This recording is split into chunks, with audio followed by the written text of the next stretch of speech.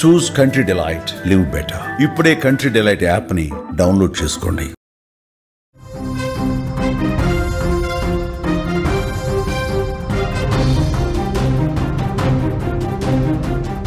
Pakistan cricket team చేసిన యాక్షన్కు ICC రియాక్షన్కు సిద్ధమవుతుందా? భారత్తో shake hand వివాదాన్ని రచ్చజేసి లబ్ధి పొందాలని భావించిన దాయాదికి షాక్ తప్పదా అంటే ప్రస్తుతం అవుననే సమాధానం వస్తోంది. తాజాగా పరిణామాలు చూస్తుంటే గనక పాకిస్తాన్ క్రికెట్ బోర్డు ఇబ్బందుల్లో ఉండే అవకాశం కనిపిస్తోంది. పాకిస్తాన్ క్రికెట్ బోర్డు ప్రస్తుతం ఐసీసీ తీసుకుంటున్నటువంటి చర్యల పట్ల చాలా ఇబ్బంది గల పరిణామాల్ని ఫేస్ చేసే అవకాశం ఉందా అనిపిస్తోంది. ఆసియా కప్ 2025లో భాగంగా దుబాయ్లో జరిగిన మ్యాచ్లో భారత్ పాక్ను ఓడించిన తర్వాత భారత ఆటగాళ్లు పాక్ ఆటగాళ్లకు షేక్ హ్యాండ్ ఇవ్వలేదు. పెహల్గాం దాడిని ఖండిస్తూ పెహల్గాం దాడికి నిరసనగా భారత్ ఈ పని చేసింది. కెప్టెన్ సూర్యకుమార్ యాదవ్, శివం దూబే విక్టరీ తర్వాత నేరుగా మైదానం నుంచి బయటకు వెళ్ళిపోయారు. దీనిపై పాకిస్తాన్ క్రికెట్ బోర్డు తీవ్రంగా స్పందించింది. మ్యాచ్ రిఫరీ యాండీ పైక్రాఫ్ట్ను ఆసియా కప్ 2025 మ్యాచ్ రిఫరీల ప్యానెల్ నుంచి తొలగించాలని డిమాండ్ చేసింది. టాస్ సందర్భంగా match referee Pakistan captain Salman ఆఘాను భారత కెప్టెన్ సూర్యకుమార్తో షేక్ హ్యాండ్ చేయొద్దని కోరారనే ఆరోపణలు కూడా చేస్తూ అతడిపై ఐసీసీకి ఫిర్యాదు చేసింది. ఏకంగా ఐసీసీపై బ్లాక్మెయిల్కు దిగింది. మ్యాచ్ రిఫరీ పైక్రాఫ్ట్ను తొలగిస్తేనే తాము ఆసియా కప్లో కొనసాగుతాము అంటూ ప్రగల్భాలు పోయింది.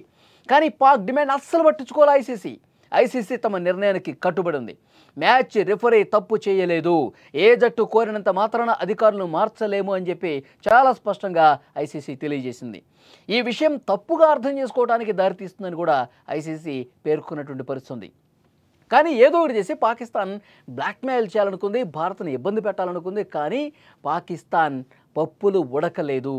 అలాగే యూఏతో మ్యాచ్ సందర్భంగా పెద్ద డ్రామానే ప్లే చేసింది పాకిస్తాన్. పైక్రాఫ్ట్ను ఐసీసీ తొలగించకపోవడంతో మ్యాచ్ సమయానికి స్టేడియంకి రాలేదు, హోటల్కే పరిమితం అయిపోయింది. అదొక నిరసన అనుకుంది. కానీ పరిస్థితి చేయి దాటిపోతుందని చెప్పి తర్వాత గ్రహించి మ్యాచ్ రిఫరీ యాండీ పైక్రాఫ్ట్ స్వయంగా రంగంలోకి దిగి ఒక పరిష్కారం సూచించారు. పాకిస్తాన్ కెప్టెన్ సల్మాన్ ఆగా, మేనేజర్ నబీజ్ అక్రమ్ చీమాతో ఒక సమావేశాన్ని ఏర్పాటు చేశారు. ఆ సమావేశంలో కోచ్ మైక్ హసన్ కూడా ఉన్నారు.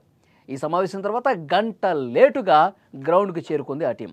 పైక్రాఫ్ట్ క్షమాపణ చెప్పడంతో మ్యాచ్ ఆడినట్టు తర్వాత సోషల్ మీడియాలో పీసీబీ ప్రకటించింది. కానీ అంత సీన్ లేదని తర్వాత అర్థమైంది. వాళ్ళు దానికి సాక్ష్యంగా ఆయనతో సమావేశం వీడియోను కూడా పోస్ట్ చేసింది. అయితే అందులో ఎలాంటి ఆడియో లేదు. పీసీబీ మాత్రం మ్యాచ్ రిఫరీ క్షమాపణలు చెప్పారని పేర్కొంది. అయితే ఈ కొత్త నివేదిక పాకిస్తాన్ ఆరోపణలు తప్పు అని రుజువు చేసింది. పాక్ చేస్తున్న పిల్ల చేష్టలు ఏవైతే ఉన్నాయో క్రికెట్ లోకాన్ని ఆశ్చర్యానికి గురి చేస్తున్న పరిస్థితుంది. అంతా దుమ్మెత్తిపోస్తున్నారు. ఇంకెప్పుడు క్రమశిక్షణ నేర్చుకుంటారు, ఇంకెప్పుడు నిజాయితీగా ఉంటూ నేర్చుకుంటారు, ఇంకెప్పుడు ఈ వ్యవహారాలన్నీ కూడా మానుకుంటారు అంటూ పాకిస్తాన్ని క్రికెట్ ఫ్యాన్స్ అందరూ కూడా దుమ్మెత్తిపోస్తున్నారు. మన ఇండియన్ ఫ్యాన్సే కాదు, మొత్తం ప్రపంచవ్యాప్తంగా క్రికెట్ని అభిమానించే వాళ్ళందరూ కూడా పాకిస్తాన్ని తప్పుపడుతున్నారు. పాకిస్తాన్ పిల్ల చేష్టలు ఇంకా మానుకోండి, ఎప్పటికైనా మీ బుద్ధి మార్చుకోండి, నిజాయితీగా ఉండండి అంటూ గడ్డి పెడుతున్నటువంటి పరిస్థితి. తాజాగా ఐసీసీ కూడా పాక్ మీద చర్యలకు సిద్ధమవుతోందని కొన్ని వార్తలు బయటకు వస్తామని, చర్యలు తీసుకుంటే ఎలాంటి చర్యలు తీసుకుంటారో కూడా చూడాల్సినటువంటి అవసరం కనిపిస్తుంది. అదే జరిగితే ఆ దేశానికి భంగపాటు తప్పదు. ఈ విధంగా అనవసరమైనటువంటి తప్పిదాలు చేస్తూ ఉంది పాకిస్తాన్ అంటూ పాకిస్తాన్ క్రికెట్ ఫ్యాన్స్ కూడా ఆ టీం మీదే గరమవుతున్నటువంటి సిచ్యువేషన్ కనిపిస్తోంది. సో ఎప్పుడైతే మనం పెహల్గాం దాడికి నిరసనగా అసలు పాకిస్తాన్తో మనకి మ్యాచే వద్దని కూడా పెద్ద ఎత్తున కొంతమంది డిమాండ్ చేశారు. పాకిస్తాన్తో అసలు మనం మ్యాచ్ ఎందుకు ఆడాలి, మనం ఎందుకు ఈ మ్యాచ్ చూడాలి, పెహల్గాం దాడికి నిరసనగా అసలు పూర్తిగా బాయ్కాట్ చేయాల్సింది. కొన్ని సంవత్సరాల పాటు పాకిస్తాన్తో మనం ఆడకూడదు, అప్పుడే వాళ్ళకి సరైన బుద్ధి చెప్పిన వాళ్ళం అవుతామని చెప్పి కొంతమంది డిమాండ్ కూడా వినిపించిన పరిస్థితుంది, తమ నిరసనను కూడా వినిపించిన పరిస్థితుంది. కానీ గేమ్లాగే చూద్దాం ఒక ఆలోచనతో క్రికెట్ ఆడాం. అయితే ఆడిన సందర్భంగా వాళ్ళకి షేక్ హ్యాండ్ ఇవ్వకూడదని చెప్పి మన ఆటగాళ్ళు చాలా క్లియర్ కట్గా ఆ విషయంలో ఉన్నారు. మ్యాచ్ అద్భుతంగా ఆడాం, అద్భుత విజయం సాధించాం, షేక్ హ్యాండ్ ఇవ్వకుండా మన దారిని మనం వెళ్ళిపోయాం. దీన్నే వాళ్ళు కౌంటర్ చేస్తూ మాట్లాడిన పరిస్థితుంది. కానీ పాకిస్తాన్ పిల్ల చేష్టలు మొత్తం కూడా ఇప్పుడు బయటపడ్డాయి. పాకిస్తాన్ ఏదో రకంగా గందరగోళం చేయాలి, ఏదో రకంగా భారత ప్లేయర్స్ని ఇబ్బంది పెట్టాలి, బద్నాం చేయాలని అనుకుంది. కానీ ఇప్పుడు తనే పూర్తిగా తను తీసినటువంటి గోతిలో తానే పడ్డ పరిస్థితుంది. ప్రపంచం మొత్తం చూసింది పాకిస్తాన్ వ్యవహార శైలిని. సో డెఫినెట్గా ఇప్పటికైనా మీరు తీరు మార్చుకోండి, బుద్ధి మార్చుకోండి. భారత ఆటగాళ్ళు ఎంత నిజాయితీగా ఉంటారు, భారత ఆటగాళ్ళు ఎంత పకడ్బందీగా మైదానంలోకి వస్తే వ్యవహరిస్తారు, ఎంత నిబద్ధతో ఉంటారు తమ ఆట పట్ల. దీన్ని చూసి కనీసం భారత ఆటగాళ్లలో కనీసం ఒక 5% అయినా చూసి నేర్చుకోండి అంటూ పాకిస్తాన్ ఫ్యాన్సే పాకిస్తాన్ని తిట్టే పరిస్థితి వచ్చింది.